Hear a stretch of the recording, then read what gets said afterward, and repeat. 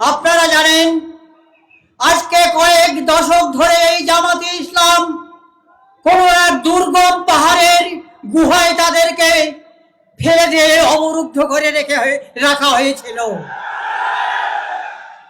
আমরা আজকে মুক্ত আকাশের নিচে কথা বলতে পেরে এজন্য আমরা নিজেকে গর্ববোধ করছি।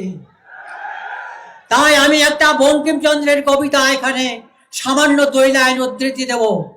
বঙ্কিমচন্দ্রের এই কবিতাটি ছিল, হতাশ হইও না, যেখানে পড়িবে তাই ধরে উঠিবে, শত তুফান আসিলেও ছাড়িবে না হাল, আজকা নাই বা হলো সুফল, হতে পারে কাল।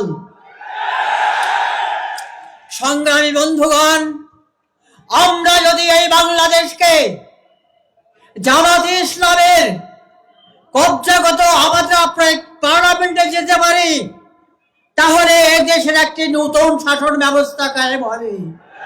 এই দেশের জনগণ সবাই আমরা দারিদ্রতার সীমার নিচে বসবাস করি।